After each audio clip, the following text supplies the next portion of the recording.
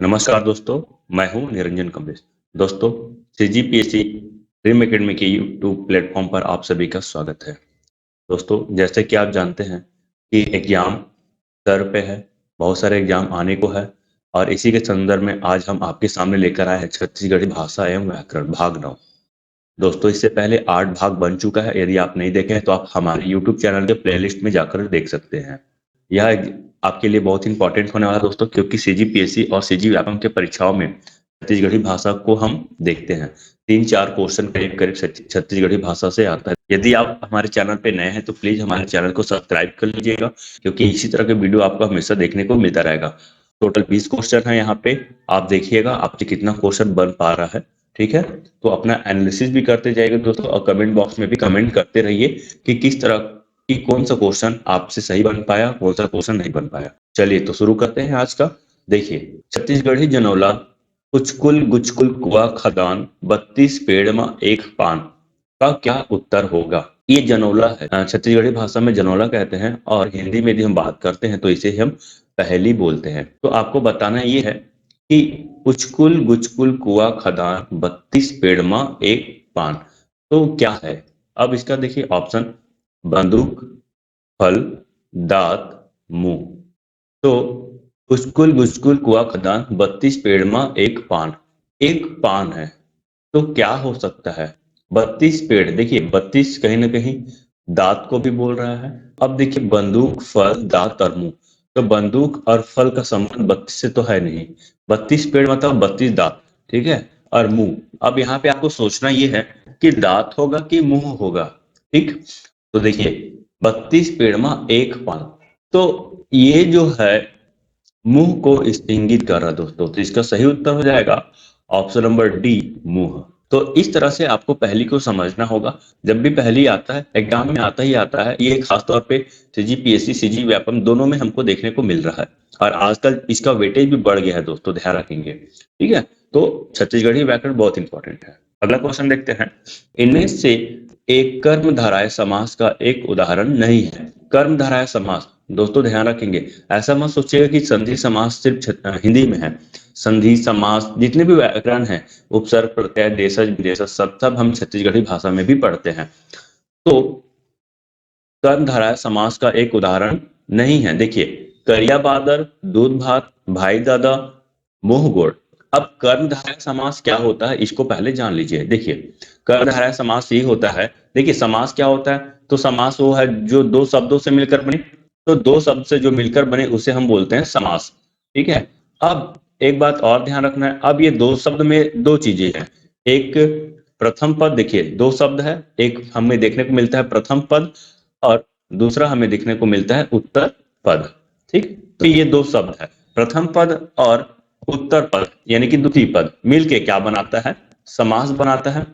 और कर्मधारय समास ऐसा समास है, उत्तर पद प्रधान होता है, और दोनों पद मिलके विशेषण विशेष का बोध कराता है। इस चीज को आप ध्यान रखेंगे, विशेषण और विशेष है ना, प्रथम पद और द्वितीय पद जो है विशेषण विशेष का क्या करता है, बोध कराता है। तो जब भी हम किसी में विशेषण विशेष का बोध देखते हैं तो वहां पे हम क्या देखते हैं, यहाँ पे हम देखते हैं कर्मधारय समास। तो इस बात को आप ध्यान रख लेंगे। करिया बादल, बादल का मतलब होता है बादल। ओके, ये हो गया बादल। करिया, करिया मतलब काला, तो यहाँ पे बात हो रहा है काला बादल का। तो यहाँ पे बादल उत्तर पद है, प्रधानता लिए हुआ है, और बादल कैसा है तो काला है। तो बादल हो गया विशेष और काला हो गया विशेषण। तो बादल का विशेषता बता रहा है काला, तो ये हो गया कर्मधारय समास। उसी प्रकार दूध भात, ठीक है, तो दूध भात को हम लोग क्या बोलते हैं, दूध मिले भात। समास विग्रह करते हैं तो इसको हम लिखते हैं दूध मिले भात। ठीक है, दूध मिले भात। अब अगला देख लीजिए, तो दूध मिले भात, तो भात कैसा है, दूध में मिला हुआ है, तो दूध यहाँ पे विशेषण का काम कर रहा है। ठीक, ध्यान रख लेंगे। भाई दादा, मूड गुड़, भाई दादा का मतलब समझिए। अब ऐसा नहीं लग रहा है कि भाई और दादा, दादा मतलब फादर को बोलते हैं, भाई मतलब भाई हो गया, लेकिन यहाँ पे अर्थ दूसरा निकलता है। तो यहाँ पे भाई दादा का मतलब हो जाता है पिता जैसन बड़े भाई। ये होता है भाई दादा का अर्थ। तो पिता जैसन बड़े भाई, तो भाई दादा हो गया। अब बात आ गया मूड वोड का। तो यहाँ पे मूड, मूड मतलब होता है सिर और गोड़ मतलब होता है पैर। तो मूड़ और गोड़, तो मतलब मूड़ मतलब, अब देखिए यहाँ पे यदि हम किसी व्यक्ति की बात करें तो ये हो गया गोड़ और ये हो गया मूड़। तो देखिए ये द्वंद्व समास में आ जाएगा। तो ये जो है हमारा सही उत्तर नहीं होगा, मतलब कर्मधारय नहीं होगा। ठीक है, तो मूड और गौर इसका सही उत्तर होगा। अगर आपको पसंद आया दोस्तों प्लीज एक लाइक जरूर कीजिएगा और कमेंट्स करते रहिएगा कि आपसे कितना उत्तर सही बन पा रहा है। आप प्लीज नए हो तो हमारे चैनल को सब्सक्राइब जरूर कीजिए। चलिए अगला देखते हैं। देखिए, धर्म ग्रंथ किस प्रकार के समास का उदाहरण है? तो धर्म ग्रंथ किस प्रकार का समास का उदाहरण है? देखिए, बहुव्रीहि समास, कर्मधारय समास, द्वंद्व समास और तत्पुरुष समास। देखिए, बहुव्रीहि समास क्या होता है? जहां दोनों पद प्रधान न होकर इसकी प्रधानता तीसरे शब्द ले लेता है। कर्मधारय समास को भी पता है। द्वंद्व समास में क्या होता है? दोनों पद क्या होता है? प्रधान होता है। और तत्पुरुष समास क्या होता है? तो तत्पुरुष समास में प्रथम पद प्रधान होता है। तो ग्रंथ, यहाँ पे ग्रंथ की बात हो रहा है। ग्रंथ कैसा ग्रंथ है? तो धर्म वाली ग्रंथ है। तो यहाँ पे धर्म क्या है? ये प्रधानता लिया हुआ है कि ग्रंथ तो बहुत सारा है लेकिन कैसा ग्रंथ है? तो धर्म ग्रंथ है। ठीक है, क्योंकि ग्रंथ का मतलब समझिए, ऐसे नॉर्मल समझिए, बुक समझ लीजिए। अब बुक किस टाइप का बुक है? कहानी है, कविता का है, या श्लोक से संबंधित है, किसी धर्म से संबंधित है, तो कैसा किताब है? तो वैसी, तो ये प्रधानता लिए हुए है यहाँ पे धर्म ग्रंथ। तो धर्म ग्रंथ में जो हो जाएगा वो है तत्पुरुष समास हो जाएगा। ठीक है, तो ऑप्शन नंबर डी जो है इसका सही उत्तर होगा। चलिए अगला क्वेश्चन की ओर बढ़ते हैं। छत्तीसगढ़ी शब्द घोड़ा का बहुवचन है। देखिए, छत्तीसगढ़ी शब्द घोड़ा है ना, तो घोड़ा का बहुवचन क्या होगा बताइए? देखिए, अब्बड़ घोड़ा, खूब घोड़ा, गंज घोड़ा, या इनमें से कोई नहीं। छत्तीसगढ़ी शब्द जो है घोड़ा का बहुवचन हो जाएगा। देखिए, अब्बड़ भी बहुत होता है, खूब भी बहुत के संदर्भ में होता है, लेकिन यहाँ पे जो छत्तीसगढ़ी शब्द घोड़ा का बहुवचन होगा वो है गंज घोड़ा। देखिए, देख के समझ नहीं पाएंगे, यदि आप नहीं पढ़े ना तो बिल्कुल समझना बड़ा मुश्किल हो जाएगा कि गंज घोड़ा कैसे हो सकता है इसका बहुवचन, लेकिन हाँ बहुवचन है। चलिए अब अगला क्वेश्चन की ओर बढ़ते हैं। छत्तीसगढ़ी में शब्द धोबी का सही स्त्रीलिंग है। अब धोबी का सही स्त्रीलिंग क्या होगा? धोबनीन, धोबनीन, धोबनी, धोबनीन। ठीक है, लिंग परिवर्तन करने का एक तरीका जिसमें से यह है कि यदि कोई पुल्लिंग है दोस्तों, ठीक है, यदि कोई पुल्लिंग शब्द है जिसके अंत में ई या इया है, ठीक है, तो यदि हमें इसका स्त्रीलिंग बनाना होगा ना, तो स्ट्रिंग बनाने के लिए हम क्या करते हैं? ई और इया के स्थान पे हम निन प्रत्यय का लगा देते हैं। तो निन प्रत्यय लगाने से क्या हो जाता है? वो स्त्रीलिंग में परिवर्तित हो जाता है। जैसे नाती, तो नाती का क्या हो जाएगा स्त्रीलिंग? तो नतनीन, नतनीन। और ध्यान रखेंगे आपकी मात्रा जो है वो हट जाता है यहाँ पे। हाथी की यदि हम बात करते हैं तो हाथी का हो जाएगा हथनीन। ठीक है, हाथी का हो जाएगा हथनीन। उसके बाद और देख लीजिए, गौटिया का बात करते हैं यदि हम, तो गौटिया का हो जाएगा गौटनीन। तो इसी प्रकार निन प्रत्यय लगाकर हम यहाँ पे स्त्रीलिंग बना सकते हैं। तो इसका जो सही उत्तर हो जाएगा, अब तो आप समझ गए होंगे, ऑप्शन नंबर ए धोबनीन। ठीक है, चलिए देखिए, छत्तीसगढ़ी में शब्द लोहार का सही स्त्रीलिंग है लोहरी, लोहारी, लोहरिन, लोहारिन। तो बताइए, छत्तीसगढ़ी शब्द लोहार का सही स्त्रीलिंग हो जाएगा लोहारिन। ठीक है, ऑप्शन नंबर डी जो है इसका सही उत्तर होगा। तो यहाँ पे इन प्रत्यय का उपयोग किया गया है। तो ये सब चीजों को आप ध्यान रख लेंगे। चलिए अगला क्वेश्चन। निम्नलिखित में से एक भूतकाल का एक उदाहरण है। और भूतकाल को भी पूर्ण भूतकाल, तो निम्नलिखित में से एक पूर्ण भूतकाल का उदाहरण है। हमन लिख डारे रहन, हमन लिखत रहिबो, हमान लिखत रहें, इनमें से कोई नहीं। तो देखिए, पूर्ण भूतकाल क्या होता है? तो पूर्ण भूतकाल का जो ट्रिक है पहचानने का, पूर्ण भूतकाल का क्या हो जाता है? ये हो जाता है पास्ट परफेक्ट टेंस। चलिए, और हिंदी में बोलूं तो मैं पूर्ण, हिंदी में बोला जाता है इसे पूर्ण भूतकाल ही, इसमें कोई ये नहीं है दो राय, पूर्ण भूतकाल बोलते हैं। और इसका जो है चुका चुकी के साथ हमें था थी देखने को मिलता है। अब लेकिन बात छत्तीसगढ़ी में हो रहा है, तो अब बताइए यहाँ पे क्या होगा? तो ध्यान रखेंगे, छत्तीसगढ़ी में चुका चुकी को ना डरे, डारे, तो जब भी ये शब्द देखने को मिले छत्तीसगढ़ी में तो समझिए कि वो पूर्ण भूतकाल में बात हो रही है, ठीक है। और रहन, तो ये हो जाएगा हमन लिख डरे रहन। तो ये जो है इसका पहचान है दोस्तों, पूर्ण भूतकाल का पहचान में आपको डरे देखने को मिलेगा। तो हमन लिख डरे रहन मतलब ये है हम लिख चुके थे। तो ये है इसका सही उत्तर, ऑप्शन नंबर ए। अब चलते हैं अगला क्वेश्चन की ओर। देखिए, निम्नलिखित में से एक रचना लाला जगदलपुरी जी की है। अब लाला जगदलपुरी जी की रचना बताइए। तो ये भी है साहित्य एवं साहित्यकार से। आपको हिंदी व्याकरण में एक दो क्वेश्चन साहित्य एवं साहित्यकार को भी देखने को मिलेगा। तो इसका जो सही उत्तर है दहाड़ते परिवेश, ठीक है। लाला जगदलपुरी जी का रचना है दहाड़ते परिवेश। अगला, छत्तीसगढ़ी भाषा को प्राचीन काल में किस नाम से जाना जाता था। अब छत्तीसगढ़ी भाषा को प्राचीन काल में बताइए। मागधी, कोसली, संभली, रतनपुरी। छत्तीसगढ़ को क्या बोला जाता था? कोसल। और ये कोसल कौन सा? दक्षिण कोसल। तो छत्तीसगढ़ जो है दक्षिण कोसल का एक हिस्सा है। और यहाँ पे जो है यदि हम भाषा बोली की बात करते हैं तो ये कोसली भाषा का उपयोग किया जाता था। तो उत्तर बी हो जाएगा इसका सही उत्तर। चलिए अगला क्वेश्चन देखते हैं। कुरुख को किस भाषा परिवार में शामिल किया गया है? कुरुख, कुरुख क्या है दोस्तों? बोली है। अभी कुरुख बोली किसकी है? तो उराव। तो उराव जनजाति का जो है, उराव जनजाति का जो बोली है उसे हम कुरुख बोली बोलते हैं, ठीक है। किस भाषा परिवार में आ जाता है? तो इसका जो सही उत्तर हो जाएगा वो है द्रविड़ भाषा परिवार। आपको बता दूं छत्तीसगढ़ में यदि हम भाषा परिवार की बात करते हैं तो छत्तीसगढ़ में 3 भाषा परिवार है। वही हम भारत की बात करते हैं तो भारत की जो भाषा परिवार है कुल 4 भाषा परिवार है। और लेकिन मैं छत्तीसगढ़ की बात करूंगा अभी। तो छत्तीसगढ़ में हम देखते हैं आर्य भाषा परिवार, दूसरा हम देखते हैं मुंडा भाषा परिवार, और तीसरा जो है द्रविड़। ये 3 भाषा परिवार हमें देखने को मिलता है। इसी को हम लोग आग्नेय भी बोलते हैं, ध्यान रखेंगे। और इसी को हम ऑस्ट्रिक भी बोलते हैं। तो ये है नाम है इसका।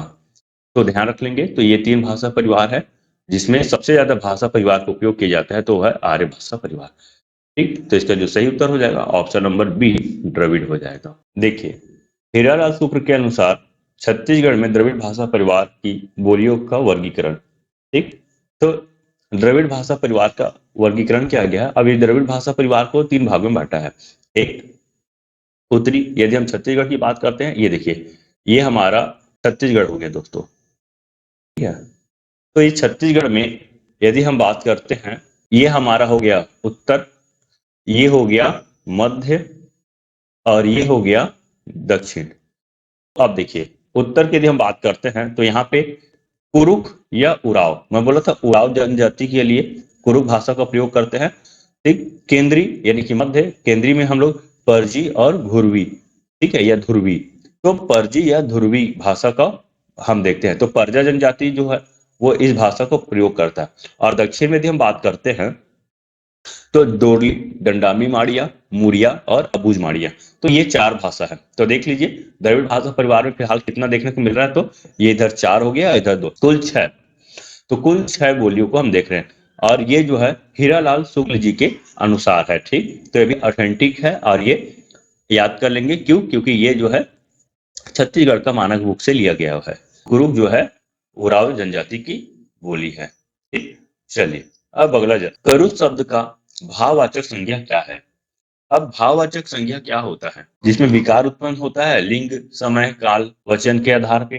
भाववाचक संज्ञा जो है ना 3 प्रकार से बनता है, इसको आप याद रख लेंगे। एक क्रिया से बनता है, दूसरा जो बनता है वो है विशेषण से, तीसरा जो है वो है संज्ञा से। तो 3 तरीके से हम भाववाचक संज्ञा को हम देखते हैं। भाववाचक संज्ञा का मतलब जहाँ पे हमें भाव देखने को मिले, जैसे सुख, दुख, हंसना, रोना, ये जिस प्रकार का जो फीलिंग है, तो फीलिंग जो दिखता है वो भाववाचक संज्ञा में आता है। देखिए जैसे कड़वा, कड़ुआई, करुआ और करुआ। तो ये अलग अलग रूप में है, अब आपको समझना है। तो करु, करु से अब क्या बनेगा भाववाचक संज्ञा? तो देखिए एक आध उदाहरण में और दे देता हूं आपको। जैसे क्रिया, क्रिया का यदि हम उदाहरण की हम बात करते हैं छत्तीसगढ़ी में, लहुटना। लौटना का मतलब होता है वापस आना। अब लौटना, वापस आना क्रिया हो गया, ठीक। अब लौटना से क्या बन जाता है? लहुटई। तो ये हो गया लहुटई। तो ये था क्रिया और ये है भाववाचक संज्ञा। विशेषण की यदि हम बात करते हैं तो विशेषण जैसे गरम, बोलते नहीं गरम पानी है, तो विशेषण गरम से बन जाता है गर्मी। उसी प्रकार संज्ञा, एक आध संज्ञा ले लेते हैं, जैसे लइका, लइका मतलब होता है बच्चा, तो बच्चा से क्या हो जाता है बचपन, ठीक, तो उसी प्रकार लइकन हो जाएगा या लइकाई। ठीक है, ध्यान रख लेंगे। तो ये था उदाहरण, याद कर लेंगे, बहुत आएंगे दोस्तों समझने के लिए छत्तीसगढ़ी भाषा को। अब करु शब्द का भाववाचक संज्ञा क्या होगा, तो ये हो जाता है करुआई। जैसे यहाँ पे लइका का लइकाई बन गया, क्योंकि यहाँ पे आ का मात्रा पहले से था, इसलिए यहाँ पे आई लग गया। तो यहाँ पे भी आई प्रत्यय लगा के हम क्या करते हैं, भाववाचक संज्ञा का निर्माण करते हैं। तो ध्यान रख लेंगे, इसका जो सही उत्तर हो जाएगा ऑप्शन नंबर बी, करुआई। देखिए, परजी बोली छत्तीसगढ़ के किस जनजाति द्वारा बोली जाती है?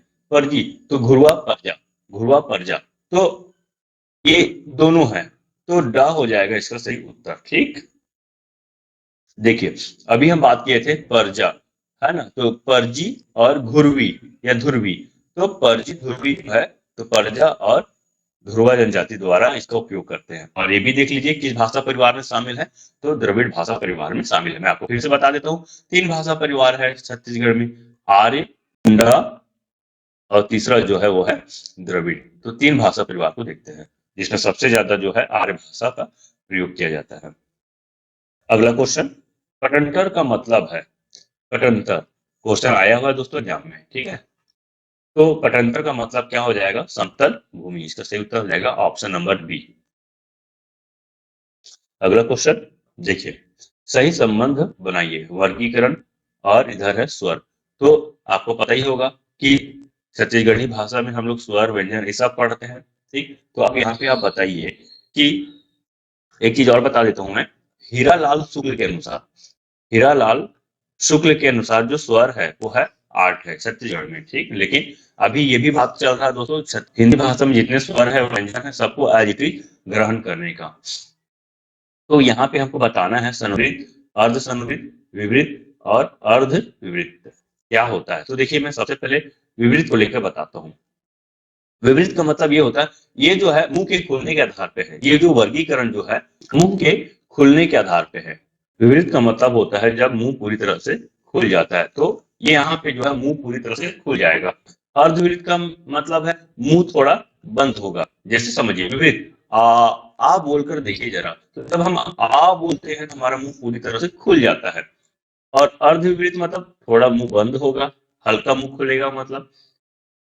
तो अ बोलते हैं तो हल्का मुंह खुला रहता है, विवृत में पूरा मुंह खुलेगा, अर्धविवृत में हल्का मुंह खुलेगा, ठीक। संवृत और अर्ध संवृत, तो अर्ध संवृत का मतलब ये है जहां पे हमारा जो मुंह है थोड़ा बंद होगा। तो ए ओ, जब हम लोग ए और ओ बोलते हैं हमारा मुंह थोड़ा बंद होता है। और संवृत में क्या होता है, वो मुंह जो है लगभग लगभग बंद होता है। तो ये जैसे ई ऊ जब बोलते हैं हमारा मुंह लगभग बंद रहता है। तो ये है मुंह के खुलने के आधार पे वर्गीकरण, बहुत ही इंपॉर्टेंट है, एग्जाम में पूछता है। तो इसका सही उत्तर हो जाएगा एक का दो, दो का तीन, एक का दो, दो का तीन और तीन का एक है। ऑप्शन नंबर सी इसका जो है सही उत्तर हो जाएगा दोस्तों। चलिए आगे बढ़ते हैं। इनमें से कौन सा संयुक्त स्वर में शामिल है? संयुक्त स्वर, संयुक्त स्वर क्या होता है, जहां दो स्वर मिलके निर्माण करता है तीसरा स्वर का, ठीक है।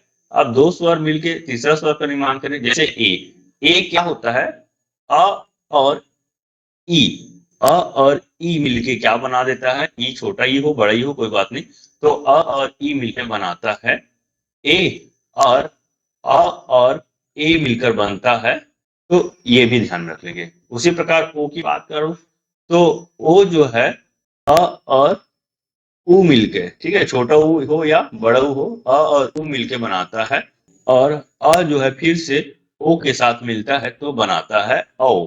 तो यहाँ पे ध्यान रखेंगे ए और औ ये दोनों के दोनों मतलब क्या है, संयुक्त स्वर में शामिल है। तो इसका सही उत्तर हो जाएगा ऑप्शन नंबर डी, अ और ब दोनों। आगे बढ़ते हैं, छत्तीसगढ़ी अवयव चुनिए, तुरुज, संझा, खोली, चंदा। अब छत्तीसगढ़ी अवयव क्या होता है समझिए, क्या होता है अवयव। तो अवयव ऐसा शब्द है जो काल, लिंग, वचन इत्यादि के आधार पे इसमें क्या होता है, विकार उत्पन्न नहीं होता, ठीक। जैसे यदि मैं बोलता हूं मैं, तो मैं का क्या हो जाता है, हम, विकार उत्पन्न हो गया। जैसे रात, तो रात का क्या हो गया, रात्रि, है कि नहीं। तो इसमें विकार उत्पन्न हो गया, तो इसे हम बोलेंगे अविकारी। ठीक है, तो संज्ञा सर्वनाम जो होता है, विशेषण, ये सारा का सारा क्या है, अविकारी। तो 4 अविकारी और 4 विकारी जो होता है, ठीक, तो उसमें ध्यान रख लेंगे। तो यहाँ पे सूरज, संध्या, होली, चंदा, देखिए संज्ञा विकारी शब्द होता है, तो सूरज विकारी है, खोली विकारी है, खोली मतलब कमरा, चंदा ये भी विकारी है। तो संज्ञा, तो संज्ञा जो होता है यहाँ पे अविकारी शब्द होगा, यानी कि अवयव जो है सही विकल्प हो जाएगा बी। ठीक है, चलिए अगला देखते हैं। झलमला किसकी कालजयी कहानी है, झलमला, पद्मलाल पूनालाल बख्शी। इसका सही उत्तर हो जाएगा option number A, Padmalal पूनालाल Bakshi जी। ठीक है, अगला देखते हैं क्वेश्चन नंबर 18। श्रीकांत वर्मा का इनमें से कौन सा रचना है, तो श्रीकांत वर्मा का जो रचना है वो है मटका मेघ। ठीक है, तो मटका मेघ जो है श्रीकांत वर्मा जी का क्या है, रचना हो जाएगा।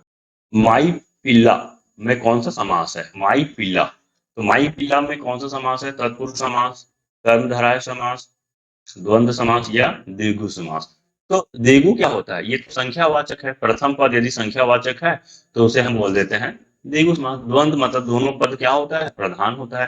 तो माई पिल्ला, तो माई पिल्ला क्या हो जाएगा, द्वंद्व समास, दोनों पद, माई मतलब पिल्ला, माई मतलब माता हो गया, पिल्ला मतलब बच्चा हो गया, तो दोनों अपने आप में प्रधान है और ये हो जाएगा द्वंद्व समास। ठीक,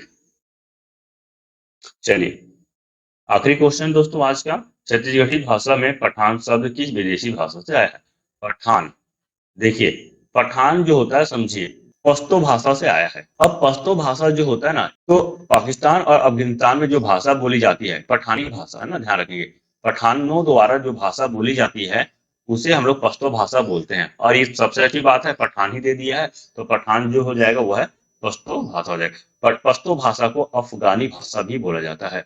उत्पत्ति के आधार पर हम शब्द की बात करते हैं, तो एक होता है देशज, दूसरा होता है विदेशी, और तीसरा जो होता है वो है संकर। तो ये 3 प्रकार में हम देखते हैं उत्पत्ति के आधार पे शब्द का प्रकार, तो ध्यान रख लेंगे। तो इसका सही उत्तर हो जाएगा ऑप्शन नंबर आ। देखिए वस्तु के और भी कुछ उदाहरण हैं यहाँ पे, जैसे गड़बड़, तो गड़बड़ हिंदी में भी है और गड़बड़ छत्तीसगढ़ी में भी है। भड़ास, भड़ास, पटाखा को हम लोग छत्तीसगढ़ में क्या बोलते हैं, पटाखा। पठान, पठान, मटर गश्ती, ये देखिए, और यहाँ पे मटर गश्ती है, छत्तीसगढ़ी में इस सा को नहीं लिया जाता। लुच्चा, लुच्चा। ठीक, तो ये पश्तो शब्द है और ये इसका छत्तीसगढ़ी में भी देखे हैं हम लोग, जहाँ पे हम लोग पटाखा खा की जगह पे का उपयोग किया, यहाँ पे सा की जगह पे सरिता वाला सा का उपयोग किया है। तो इसे भी आप याद रख लेंगे। तो ठीक है दोस्तों, यही तक हमारा वीडियो था। आपको हमारा वीडियो कैसा लगा प्लीज प्लीज प्लीज कमेंट करके जरूर बताइएगा, और ये भी बताइए कि आप से 20 क्वेश्चन में कितना क्वेश्चन सही सही बना है। ठीक है, वीडियो पसंद आए तो लाइक कीजिए और अपने दोस्तों तक शेयर कीजिए, और चैनल पर नए हैं तो प्लीज सब्सक्राइब जरूर कीजिए दोस्तों, और नोटिफिकेशन आइकन को भी प्रेस कर लीजिएगा। तो मिलते हैं एक नए वीडियो के साथ दोस्तों, तब तक के लिए बाय बाय, मस्त रहिए, मस्त पढ़िए, थैंक यू।